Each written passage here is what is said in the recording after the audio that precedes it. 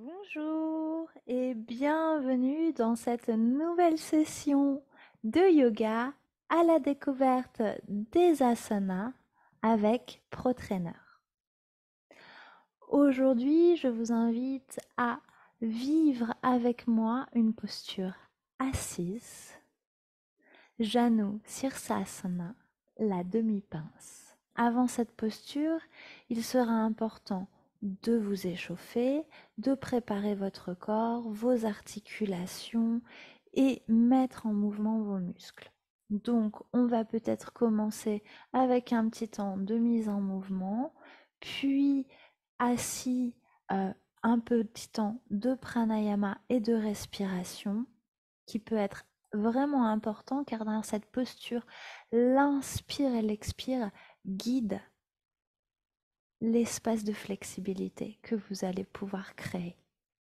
Et ensuite, pourquoi pas Bhitiliasana, Marjariasana, le chat et la vache, Adho Mukha Asana, Balasana, l'enfant, le chien, voilà. Des postures qui vont permettre de préparer votre espace. Puis vous allez pouvoir ensuite vous asseoir et découvrir la posture. Comme je vous le disais juste avant, c'est une posture qui se vit à travers l'inspire et l'expire. Et l'inspire va vraiment être l'instant où je me lève, je me redresse, je prends ma place. Et l'expire est le moment où je garde cette place, mais je relâche les tensions. Là, je viens juste de vous le montrer, il y a vraiment cet inspire. Expire, je garde ma place, je détends mon corps. Parce que si à l'expire, je relâche, je risque d'avoir le dos rond. Et dans cette posture, il est important, il est même primordial d'avoir le dos droit. C'est un asana qui va engager les muscles du dos, qui va aussi vous permettre de gagner en flexibilité. Et pour toutes les personnes qui sont assises sur une chaise longtemps pendant la journée, elle va vraiment permettre de œuvrer sur ce dos, de renforcer ses muscles et sa tenue pour rester droit, pour être droit, pour étirer sa colonne vertébrale. J'invite toutefois les personnes qui ont des hernies discales, des blessures aux genoux ou aux hanches, de l'asthme, à éviter cette posture. Aussi juste après manger, parce que c'est une posture qui active la digestion, ou si vous avez de la diarrhée. Cette posture a plein de bénéfices, elle va tonifier les organes, en particulier le foie, la rate, les reins. Elle va permettre d'ouvrir les hanches en douceur, de renforcer donc les muscles du dos. Elle est bien contre la fatigue, les maux de tête, revenir vers soi. Et donc elle amène aussi souplesse dans le bas du dos. Elle engage en particulier les chevilles, les hanches et le dos. Je vous invite aussi à vivre cette posture en conscience avec votre corps, en douceur, sans forcer. Préférez passer les étapes doucement, les différents niveaux et possibilités que je vais vous proposer avec différents outils comme une sangle, un coussin, plier les genoux. Tout ça va vous permettre de progressivement entrer dans cette posture sans forcer sur vos muscles. C'est parti, je vous invite donc à me rejoindre sur le tapis à présent et nous allons vivre ensemble, découvrir ensemble cette posture. Avant de commencer, je vais vous présenter le matériel que vous pouvez utiliser dans cette posture. Donc soit vous allez prendre un coussin, donc pas si haut, ou du moins il faudra bien l'appuyer parce que c'est cette hauteur-là dont nous aurons besoin, pas du haut. Et nous allons nous asseoir, voilà, juste l'avant des fessiers. Je n'ai pas de coussin sous mes cuisses. Simplement, je surélève légèrement mon bassin.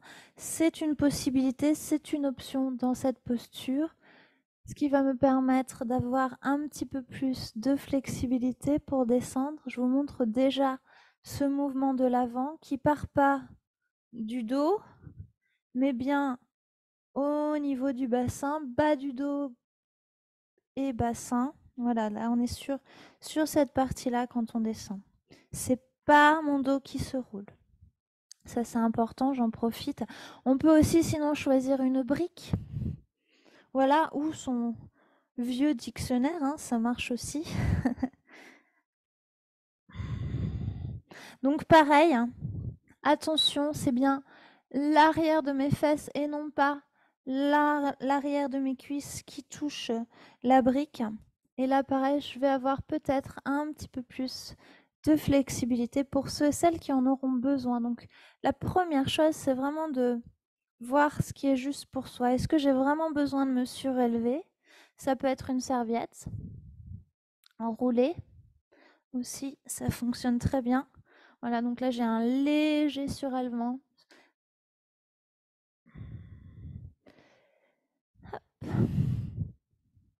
Ou je peux simplement choisir, comme moi, de ne pas avoir de matériel en option. Je me sens confortable dans cette posture. Voilà, donc on commence toujours en Dandasana. Je prends le temps de sortir un petit peu mes fessiers à l'extérieur pour bien sentir mon bassin ancré à la terre. Je contracte mon abdomen. Je relâche les genoux. Attention, hein, je contracte pas mes genoux, je les relâche. Voilà, ça c'est important. J'ouvre mes épaules. Je ramène mon menton vers ma gorge. Et je reste, je respire. Je mets mes mains le long du corps. Je regarde mon gros orteil.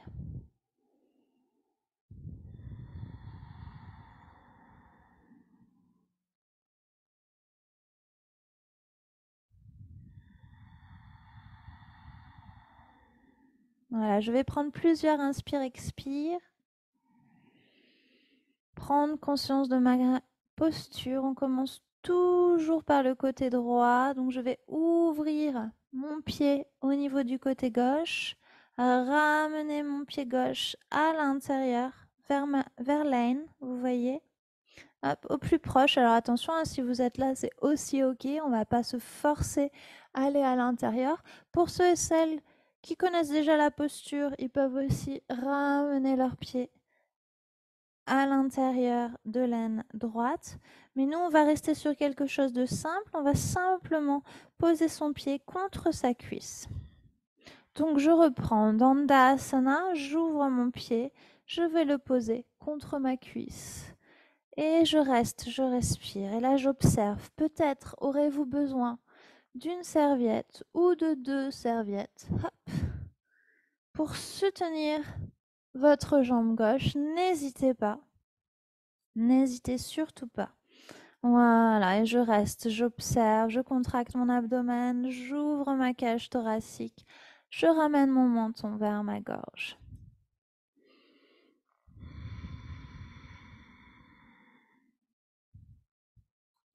L'important dans cette posture, c'est que vous voyez, ma cage thoracique et mon bassin, ils ne se tournent pas, là j'exagère, hein, mais ils ne se tournent pas vers mon côté gauche. Moi, je reste bien alignée avec ma jambe droite, avec la structure de ma jambe droite.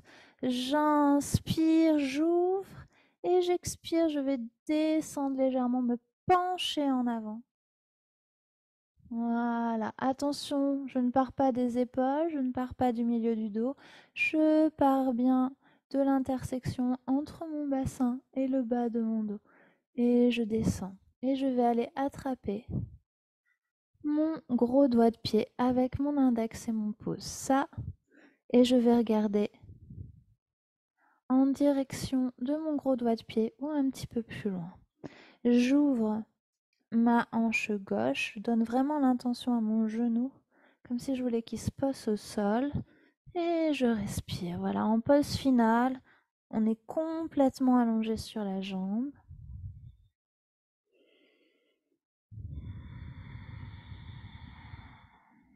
Je prends vraiment le temps. J'inspire, j'étire, j'ouvre mes épaules, je contracte mon abdomen, je ramène mon menton vers ma gorge, j'expire, je relâche les tensions. Je peux vraiment, là je vais l'exagérer un peu, mais pour vous montrer, mon genou est bien relâché. J'inspire, j'étire mon dos, il est bien droit. J'expire, je relâche. On reste dans le micro-mouvement. Là, je vous l'exagère juste pour que vous voyez vraiment ce que l'inspire et l'expire demandent. L'inspire et l'expire. Et je reste. Vous allez rester 4, 5 inspire, expire dans cette posture. Alors, pour ceux et celles qui ne pourraient pas toucher leurs gros doigts de pied, vous pouvez bien sûr soit mettre vos mains le long de votre jambe droite ou sur votre tibia. Ou alors, vous pouvez prendre une sangle aussi. Donc là, je prends ma sangle, j'entoure mon pied. Moi, c'est une ceinture de judo, hein. Voilà, ceinture blanche. Je prends mon pied autour de la sangle, comme ça je suis bien droite. Et là, c'est super pour commencer parce qu'on sent vraiment, je tire mes coudes vers l'arrière et là je sens vraiment mes épaules qui s'ouvrent. Voilà, et je descends. J'ouvre mon côté gauche, voilà, super. Et je descends. Et mes coudes poussent vers l'arrière. Et là, mon dos est bien droit. Donc pour commencer, c'est super. Et donc je vais rester 4-5 inspire, expire dans cette posture. Je fais attention de ne pas avoir le bassin tourné vers la gauche ou trop vers la droite. Je suis bien alignée avec ma jambe droite. Mon dos est droit. Et je respire. Je plonge dans mes inspires et expires.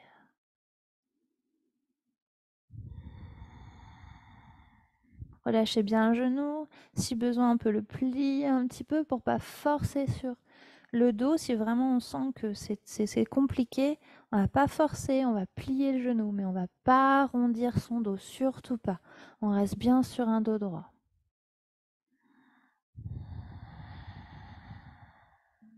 Et pour sortir de la posture, j'inspire, je lève les mains au ciel. Attention, les épaules sont pas relevées, elles sont bien détendues. J'expire, je relâche les bras, je relâche, je ramène mon pied gauche, je détends mes deux jambes, je reviens en Dandasana, je relâche mes genoux et je respire. Et bien sûr, on va faire la même chose de l'autre côté. J'ouvre mon pied droit, je le ramène vers l'aine ou vers ma cuisse gauche. Et j'expire, je descends, je ramène ma main vers ma main gauche vers mon pied gauche, ma main droite vers mon pied gauche ou avec la sangle. Et je trouve ma posture. J'ouvre ma hanche droite et je respire.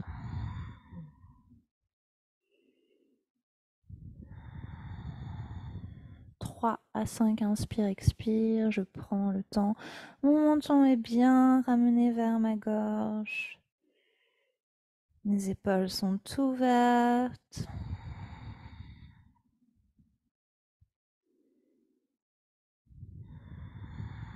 J'inspire, je remonte, je lève les mains vers le ciel, je relâche les épaules.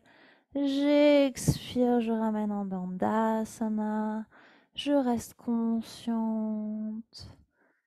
Et je relâche. Voilà.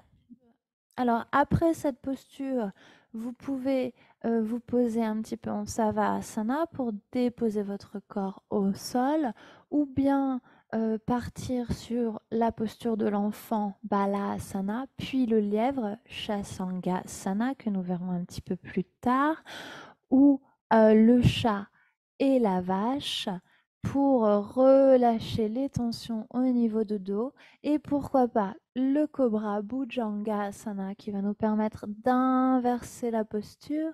Hop. Et l'œuf aussi qui nous permet aussi d'inverser la posture au niveau du dos.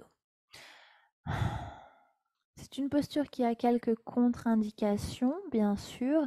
Si vous avez des blessures au niveau des genoux ou du dos, comme hernie discale par exemple, cette posture ne sera pas recommandé. Si vous avez des problèmes de digestion comme de la diarrhée, ce sera pareil, ce sera une posture à éviter. Si vous venez de manger aussi, parce qu'on appuie sur son ventre. Dans cette posture, on engage tout notre corps, en particulier les muscles de l'arrière du dos. Donc ça va nous permettre de renforcer notre dos, ce qui est super, en particulier pour les gens qui restent assis devant leur ordinateur toute la journée. Ça va aussi masser les intestins. Donc, si vous avez de la constipation, par exemple, c'est une super posture à faire. Ouvrir les hanches, donc hanche droite puis hanche gauche.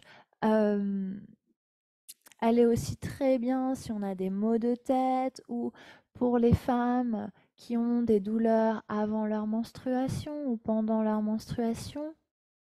Voilà, j'espère que cette séance vous a plu. N'hésitez pas à poser quelques questions si vous voulez plus d'informations sur la posture de la demi-pince. Je vous souhaite une très belle journée et je vous dis à bientôt. Merci et namasté.